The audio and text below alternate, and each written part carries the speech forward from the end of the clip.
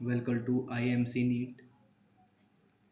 तो बच्चों, आज हम पढ़ेंगे कि परसेंटेज कैरेक्टर हम कैसे निकालते हैं और इलेक्ट्रोनेगेटिविटी एटम की सेकंड्स में कैसे निकाल पाएंगे हम, इसके बारे में पढ़ेंगे कैसे निकालते हैं।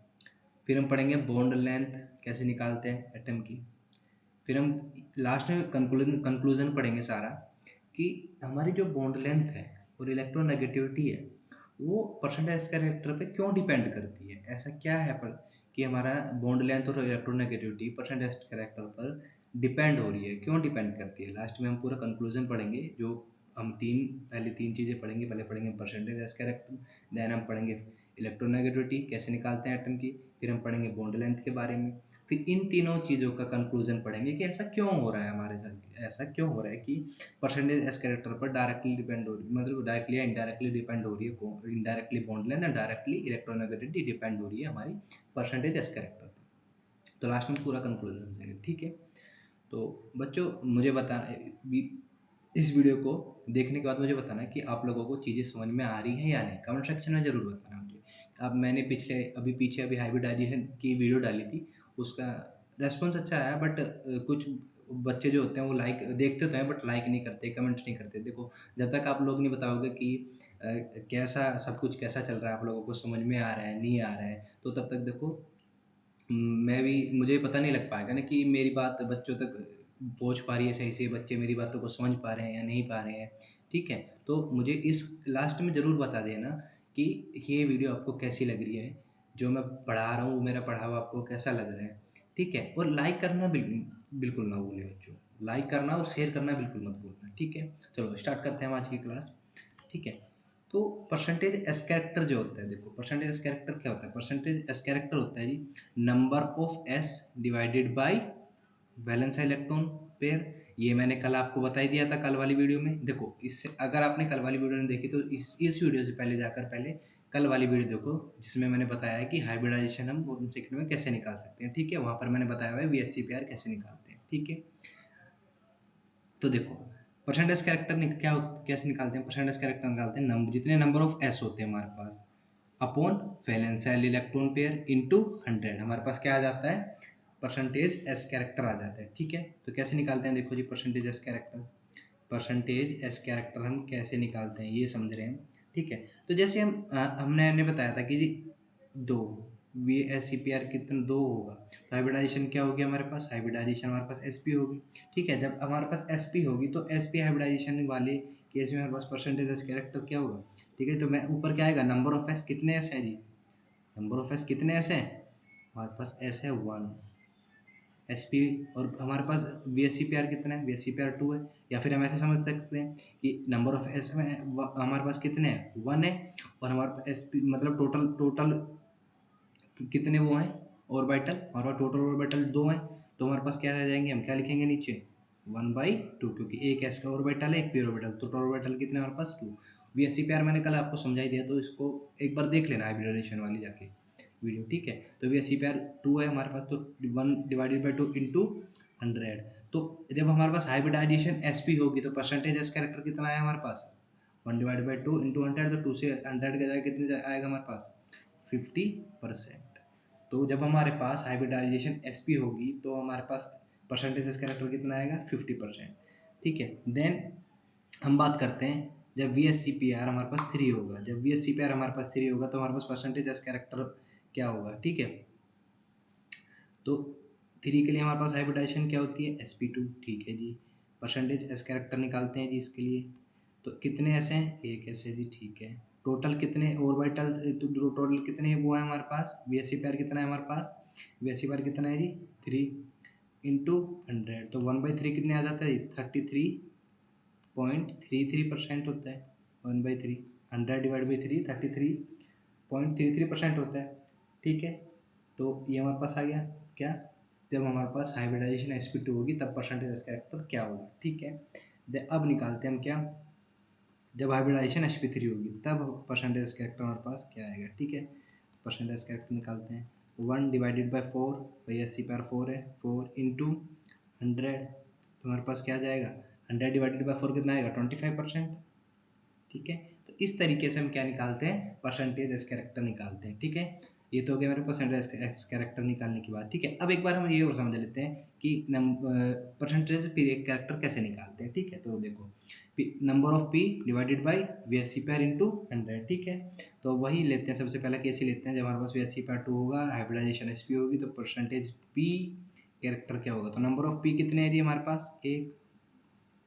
ठीक है, नंबर ऑफ पी कितने हैं हमारे पास, एक है। और वीएससी पेयर कितना है जी हमारे पास, वीएससी पेयर हमारे पास है ये 2 इंटू 100। एसपी में देखो, तो यहाँ पर देखो हम हमारा 50% कितना आएगा, 50%। तो देखो एसपी में परसेंटेज कैरेक्टर हमारे पास कितना आता है, 50%। और यहाँ पी कैरेक्टर भी कितना आ रहा है, 50%। ठीक है, अब देखो वो एक बार और हम क्या देख लेते हैं, SP2 का और देख लेते हैं, परसेंटेज पी कैरेक्टर क्या आएगा। ठीक है, तो नंबर ऑफ पी कितने इस बार हमारे पास, कितने हैं, नंबर ऑफ पी 2 है, नंबर ऑफ पी 2 है ना, पी में 2 इलेक्ट्रॉन है ना, 2 divided by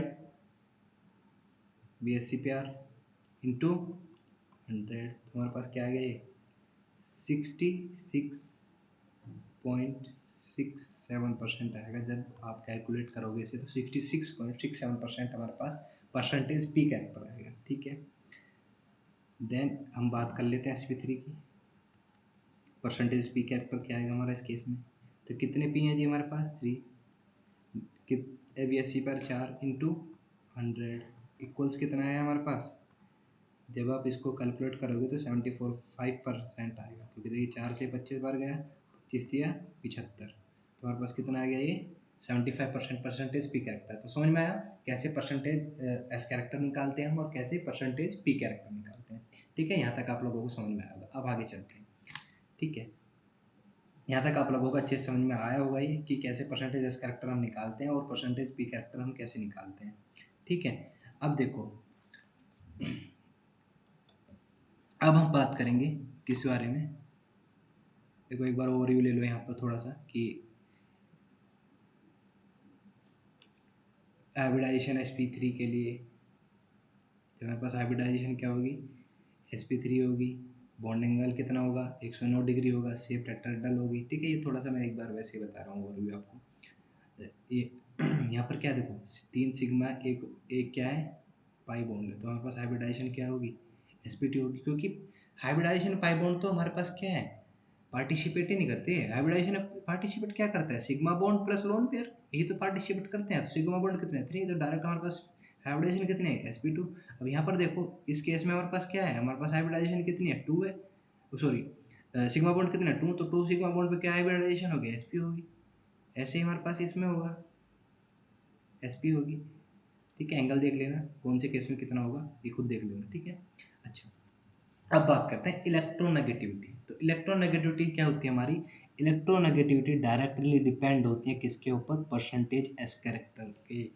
means percentage S character ज़्यादा, इलेक्ट्रोनेगेटिविटी ज़्यादा। डायरेक्टली का मतलब क्या होता है कि अगर कोई चीज़ बढ़ रही है, अगर एक चीज़ बढ़ रही है तो उसके दूसरी चीज़ भी क्या करेगी, बढ़ेगी। मीन्स परसेंटेज एस कैरेक्टर ज़्यादा तो इलेक्ट्रोनेगेटिविटी भी ज़्यादा। ठीक है, आइए चलिए अब इसको समझते हैं एक बार।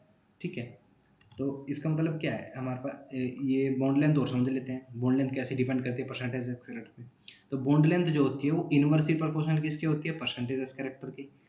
और हम अभी मैंने पीछे बताया आप लोगों की परसेंटेज एस कैरेक्टर क्या था, डायरेक्ट प्रोपोर्शनल इलेक्ट्रॉन। तो हम इस बात को ऐसे बोल सकते हैं कि बॉन्ड लेंथ क्या होती है, इनवर्सली प्रोपोर्शनल होती है किसके, इलेक्ट्रोनेगेटिविटी की।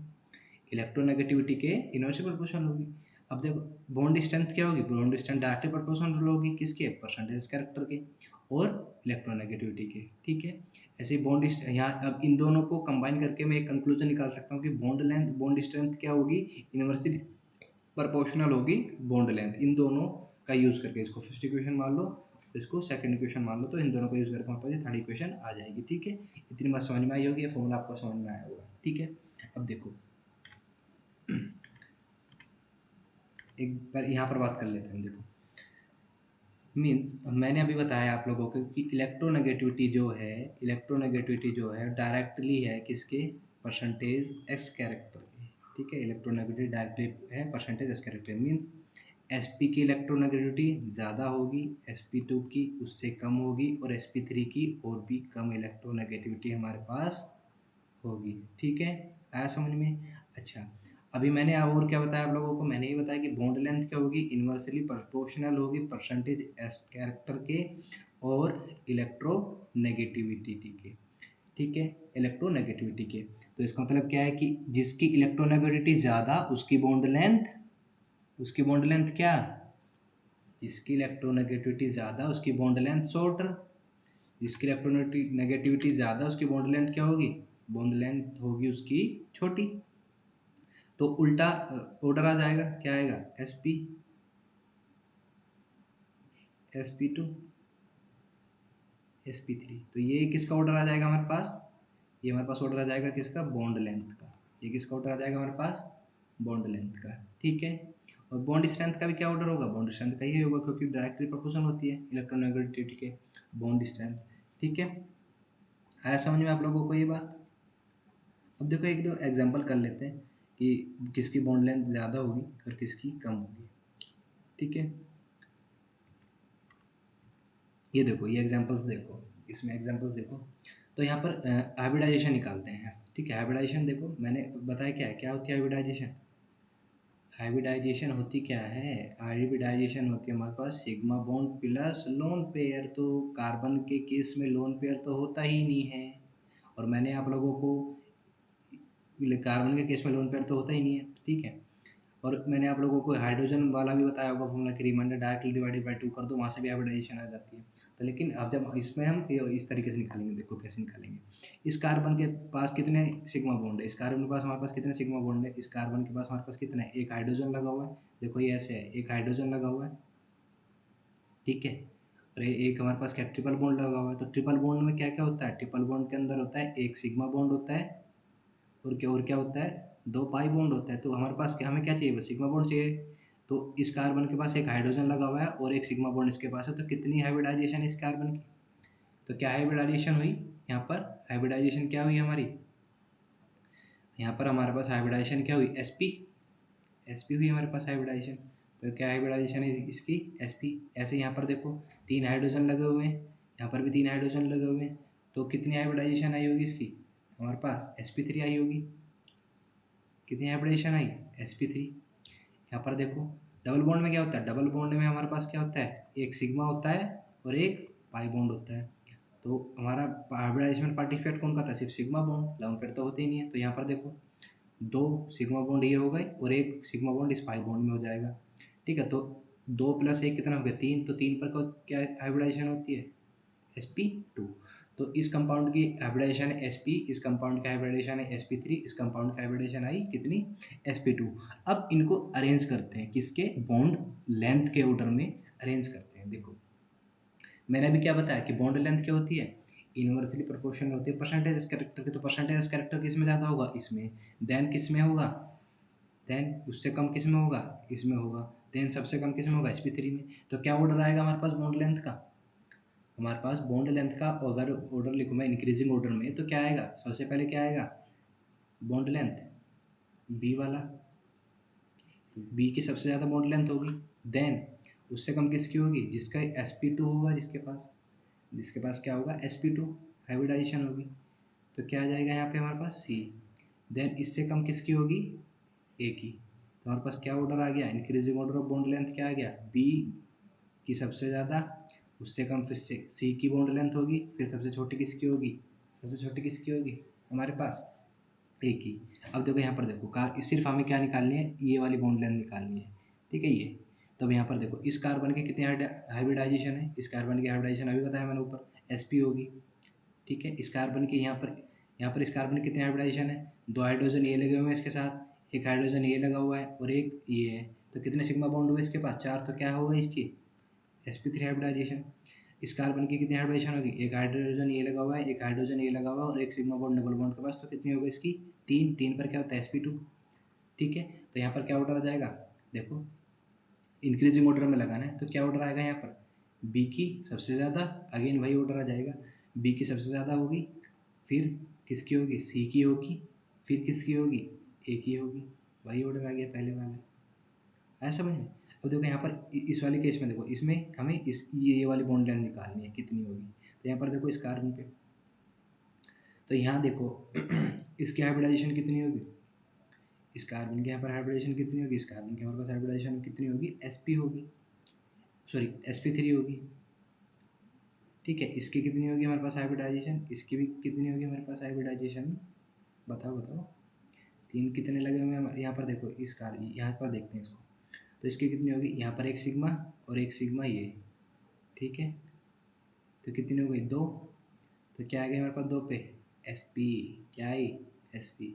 अब यहाँ पर देखो ये वाली निकालनी है हमें, तो कितने हाइड्रोजन लगे हुए हैं यहाँ पर हमारे पास, बताओ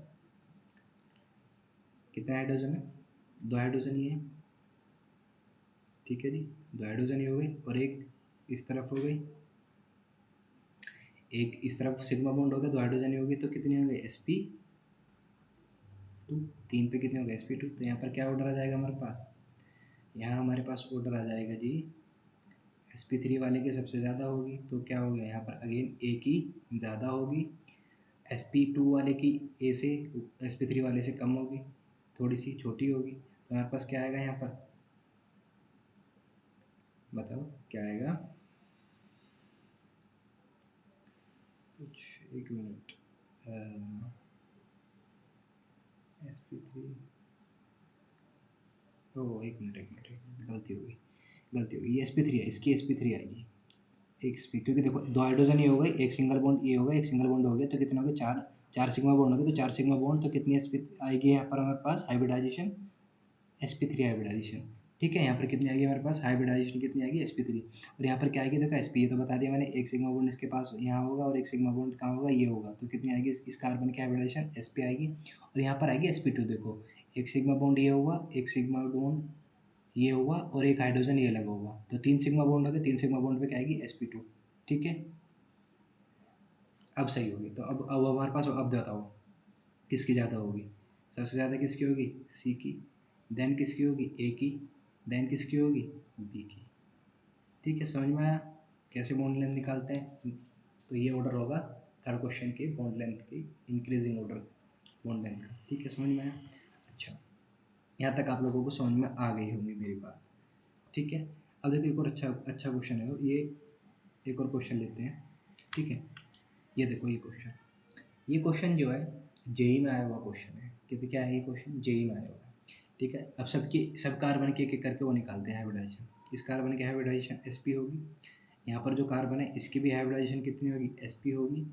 यहाँ जो कार्बन है इसकी कितनी होगी जी, इसकी हमारे पास होगी sp3, क्योंकि देखो एक ये लग रहा बॉन्ड, एक ये रहा, और एक ये, और एक इसके पास हाइड्रोजन, तो चार सिग्मा बॉन्ड हो गए, तो इस पर क्या होगी, sp3 होगी। ठीक है, इस कार्बन की क्या होगी, इसकी भी sp3 होगी। देखो एक एक बॉन्ड लग रहा, इधर एक सिग्मा बॉन्ड ये और दो हाइड्रोजन, तो कितने हो गए, चार हो गए, तो इस कार्बन की कितनी होगी, sp3 होगी। ठीक है, और ये वाला कार्बन जो है इसकी कितनी होगी हाइब्रिडाइजेशन, sp2 होगी। देखो एक सिग्मा बॉन्ड इधर है, एक सिग्मा बॉन्ड इधर है, एक सिग्मा बॉन्ड हमारे पास कहाँ है, इस डबल बॉन्ड के साथ है, एक सिग्मा बॉन्ड कहाँ है, इस डबल बॉन्ड के साथ है। ठीक है, और एक क्या हमारे पास हाइड्रोजन लगी हुई है, तो क्या हो गया हमारे पास, इसकी sp2 आ गई। ठीक है, तो अब देखो, अब इनको ऑर्डर में लगाते हैं। ठीक है, तो ये थर्ड सबसे पहले क्या आएगा, इंक्रीजिंग ऑर्डर में लगाना है हमें, तो सबसे पहले किसकी आएगी, ये देखो ये थर्ड, सबसे पहले क्या आएगा, थर्ड sp3 इसकी है, तो थर्ड की सबसे ज़्यादा, देन इससे कम sp2 वाले की, कौन सा, चार नंबर पे, चार की इससे कम छोटी होगी बॉन्ड लेंथ, और फिर देन दूसरे नंबर पे, क्योंकि उसकी क्या है हमारे पास, दूसरे नंबर वाले की sp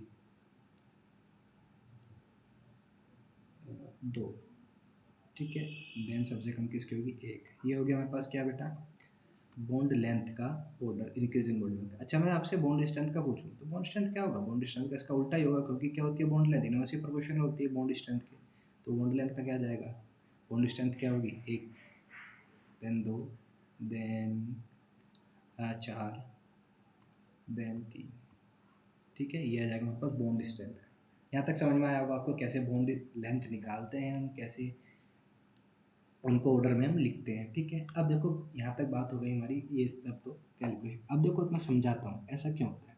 अच्छा, एक बार और समझ लो कि अगर हम ट्रिपल बॉन्ड से कहाँ जाएंगे, ट्रिपल बॉन्ड से सिंगल बॉन्ड की तरफ जाएंगे तो हमारे पास क्या होगी, बॉन्ड लेंथ क्या होगी, बढ़ेगी।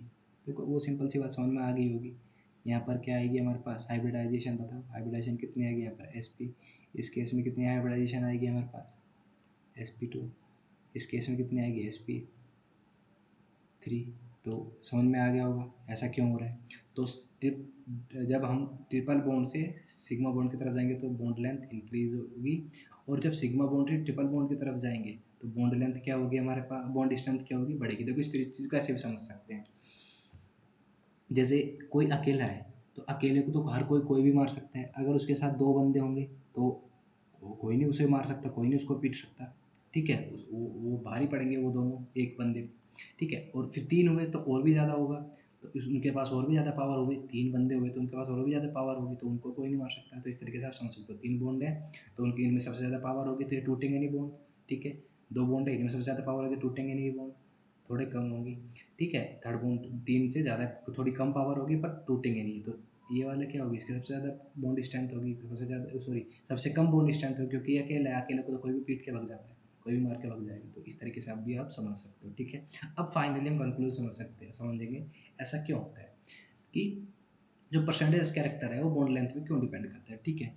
तो देखो पहले डेफिनेशन पढ़ लेते हैं, मैं ये लिखा हुआ है यहाँ पर ऐसा क्यों होता है, ठीक है। A 2s orbital keeps electron density closer to nucleus compared to a 2p orbital. As the percentage S character increase, a hybrid orbital holds its electron closer to the nucleus and the bond becomes shorter and stronger, ठीक है। तो ये तो हो गई language, तो इससे तो कोई भी पढ़ सकता है। मैं समझाता हूँ क्या कह रही है लैंग्वेज, क्या कह रहा है कि हमारे पास देखो ऑर्बिटल्स होते हैं, एस ऑर्बिटल, पी ऑर्बिटल, ठीक है, इस तरीके से।